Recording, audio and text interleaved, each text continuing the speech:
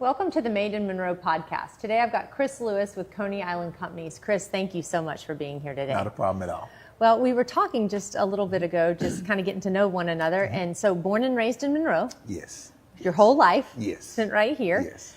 Tell me kind of your career path.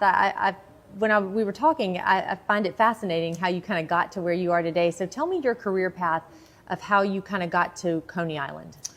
Well, growing up, my grandmother, she was my rock, and she passed away. And when she passed away, she blessed me and left me with a substantial amount of money. And I went on to purchase an 18-wheeler.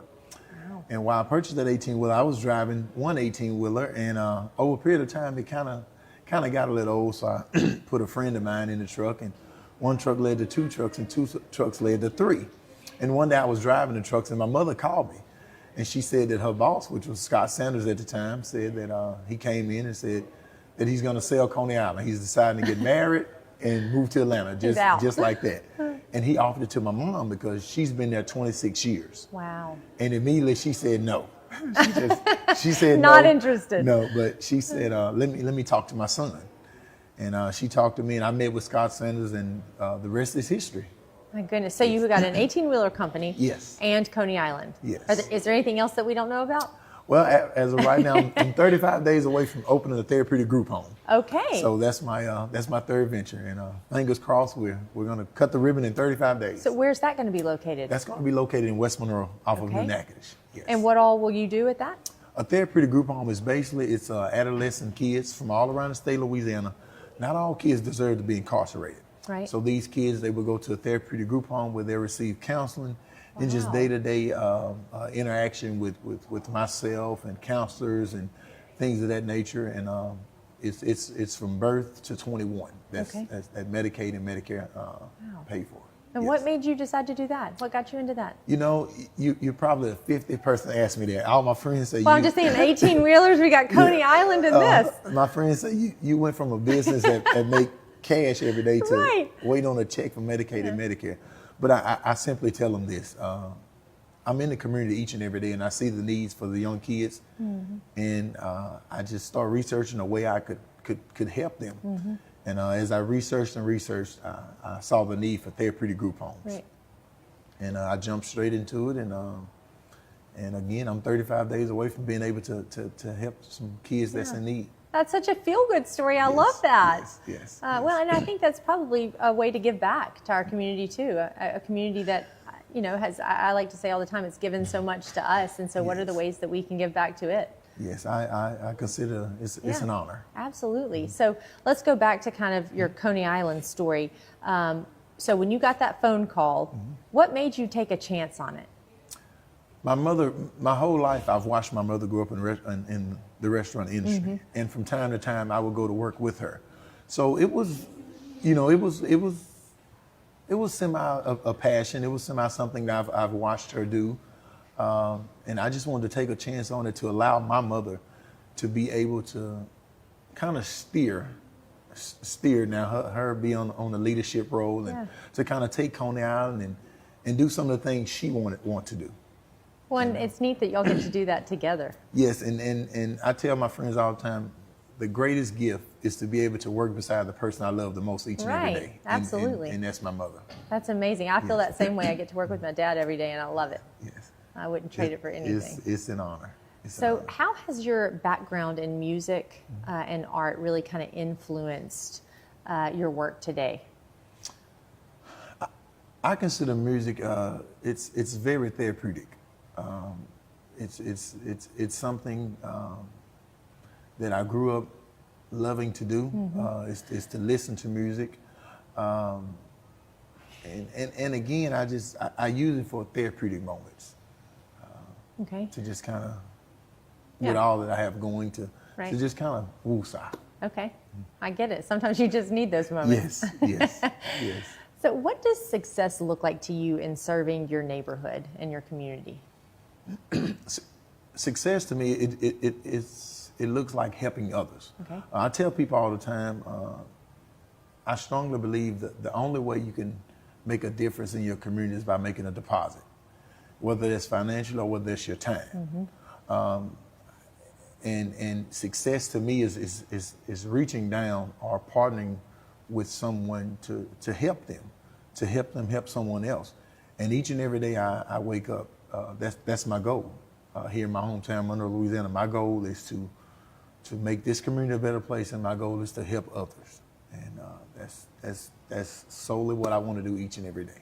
I think it's evident that you are doing just that. Yes. So you've got your hand in 18-wheelers, we've got our hand in Coney Island, now in therapeutic group homes. Yes. What's next for you? I don't know. I'm just going to pray and keep going. A lot of people, they're jerking on me to want me to get in the political realm of things, but I kind of like what I do. I like where I don't have to answer to no one. I can go help someone, and I don't have to hear the backlash of black, white, Democrat, Republican. So I just, so I get it. I don't know. You don't know. I'm just going to keep praying and just keep going. So what keeps you inspired to keep creating and reinvesting in the city of Monroe? Good leaders. When I see good leaders, such as the mayor, where he's trying to do everything he can to better this city. When I see Mr. Joe Holyfield, your father, and et cetera, that's like fuel to me. It gives me energy, and it gives me hope, and it makes me want to join. That's one of the main reasons why I joined the chamber, and I'm very active in the chamber. When I see the things that Mr. Roy Hill is doing, when I see the people he's bringing together, when I see their vision, their ideas, I immediately it energizes me, and I think that's one of the main things that just give me hope and energizes me. What do you think sets Monroe apart as a city?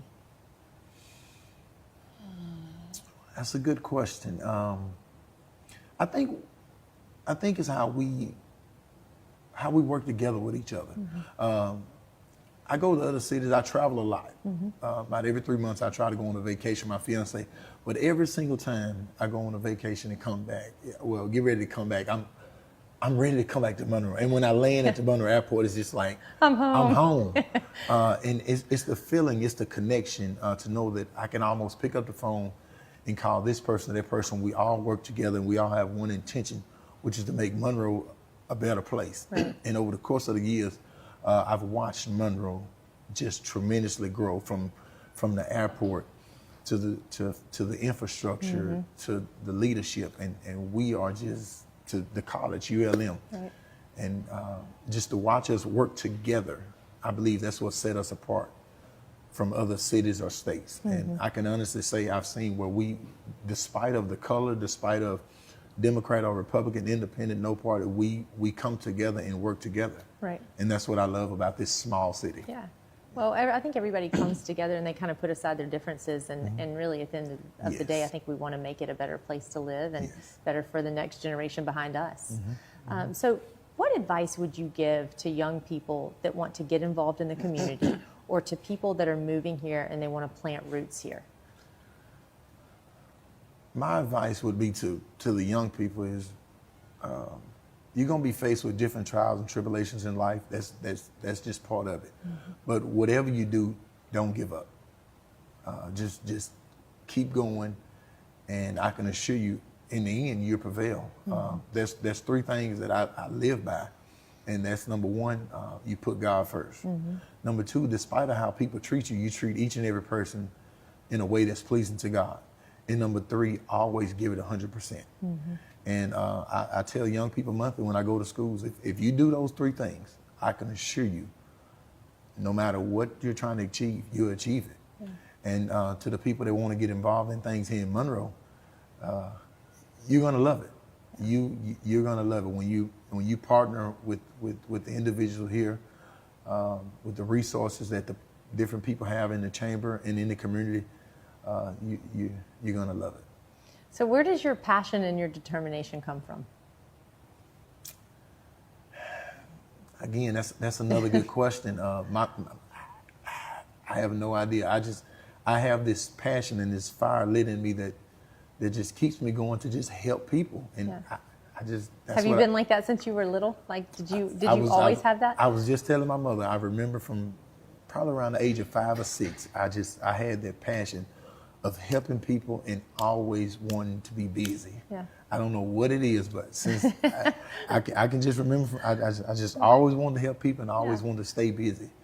And if I tell people all the time, if there was a hidden camera in my truck, to see when I'm able to help somebody, I just get so excited. Like I just be like, yes. It makes you feel good. It makes me feel good when someone calls and say, Chris, I'm looking for a job. I need some help. And I said, well, just go to the city of Monroe, put an application in and let me know. And you're able to help them get a job. And just when you look back and look at them and say, you know what, that was it. Again, you're giving back, you're helping somebody else become better, and I think that makes us feel good inside. It does. It's a wonderful feeling. It is, yeah. It's a wonderful, it's a feeling that you cannot describe. Well, and you're helping give somebody else purpose too, which I think is important. So you could be anywhere in the world really doing what you're doing, anywhere in the country, but you've chosen to plant roots here in Monroe where you were born, where you were raised. You never decided to leave and to go away. And so why Monroe? Why have you chosen to build a career here, to one day build a family here? Why have you chosen this place? I see the potential. It's so much hope here. I see the potential, and I see us slowly climbing. It's slow, but we are getting there. Right. And I strongly believe that I can make a difference right here in Monroe, Louisiana. Yeah. That's what has anchored me to continue to stay here, me and my family.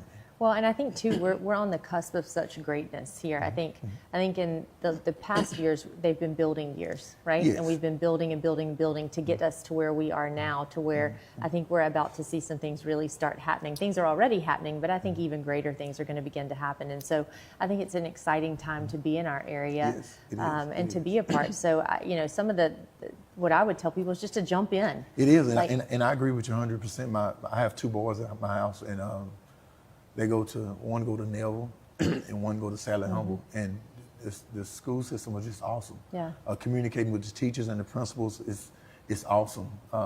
Seeing the growth at the college, ULM, I can finally tell my kids, hey, look, we can go to a college right here. Yeah. And again, that's what drives me to just build here in Monroe and stay here in Monroe.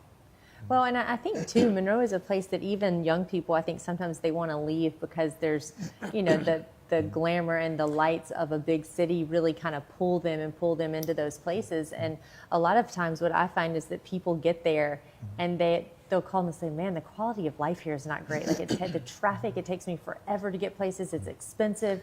And what I always tell them is, I moved away. I lived in Orlando and Dallas and Los Angeles and came back home. And one of the reasons I did it was the very same thing, the quality of life. I can live here. I can be anywhere in 5 minutes. My family is here. It's a wonderful place to live, a wonderful community. And you have an airport and you can get out from here. And so for me, I think it's a great place to plant roots and to raise a family. It is, and I tell my friends all the time when they say, well, I want to move to Atlanta or California, I say, I want you to understand this. Those people in those places, they grew in their own backyard. Yeah. And those people in Atlanta, they grew in Atlanta. Yeah. And they are the ones that helped make Atlanta or California what it is today. And Monroe, if you grow here in your backyard, Monroe can be the same exact thing. Yeah. So that's my advice to them. Just grow in your own backyard and garden water it. And it can be the same thing as Atlanta and California, Dallas, and those other places. So what are some of your favorite things to do in Monroe? And what are some things to do that maybe other people don't know about? My favorite thing to do in Monroe, I would say bowling. After a long week of working, sometime again, you just want to woosah. I love to go bowling, and I love the restaurants. Paris and Janus's, those are my favorite spots. And now the downtown area is starting to grow tremendously. So I'm looking forward to making that another one of my hobbies and things I do in Monroe. Yeah. Well, Chris, it's been so great to talk to you today. I love your story. I'm fascinated by your story and just your passion, your determination, really just for life in general is contagious. So we're cheering you on. I can't wait to see what you do from here. But thank you so for choosing to plant roots here and choosing to be involved in the community. And I will continue to do that. I believe it. Thank you. Thank you. Bye-bye.